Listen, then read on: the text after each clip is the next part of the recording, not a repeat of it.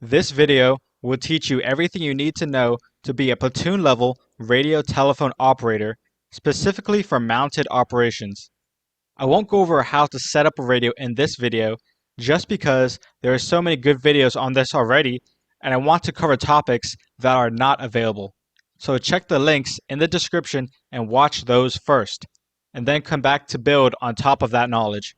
Always keep in mind the ABCs of radios. Following this guide will usually solve any problem. The ABCs are antenna, battery, and cables/control settings. One radio cannot have both encrypted and non-encrypted channels loaded at once. So if you have a radio that is programmed to frequency hop, you must zero out that radio if you want to put onto it a single channel plain text.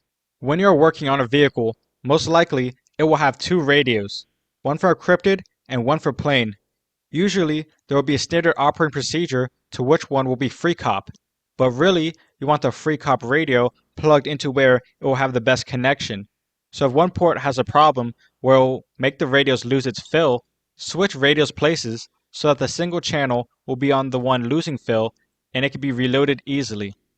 A hub battery is a small, internal, non-rechargeable battery that serves a critical function, memory retention.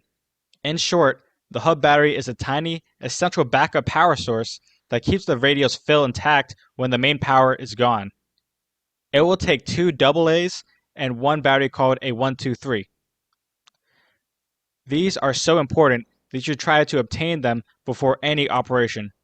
When you're setting up frequency hop for all your radios, put someone important like your platoon sergeant or PL as frequency hop master. The reason why is because what frequency hop does is rapidly change operating frequency many times every second in a sequence that only the sender and receiver know. Making a free hop master will time all the radios correctly. The reason why you want the master to be a leadership radio is because it is the most stable radio. The master should be the radio that is least likely to move and least likely to lose power. Write out a medevac or call for fire as much as you can so it's mostly filled out for when you need it. If you are doing a radio check with another radio that you are very close to, try to put the radios on low power. People will try to tell you that when you take out the battery, the radio will lose fill. That's not entirely true. It can keep its fill if you change the battery fast enough. I have no idea why, but I have only ever used ASIP batteries that are not rechargeable. So try to bring one for every day of the operation. When the battery is fully dead, there is a little tab to pull on the side that will turn on a tiny light and drain the rest of the battery. These ASIP batteries last for a surprisingly long time, but put them in standby mode to conserve power. This position will have you in charge of way more equipment than you would have as pretty much anyone else.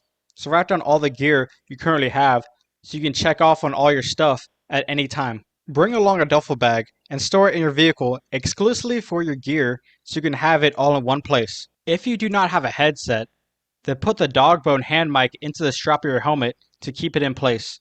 ASIP stands for Advanced System Improvement Program.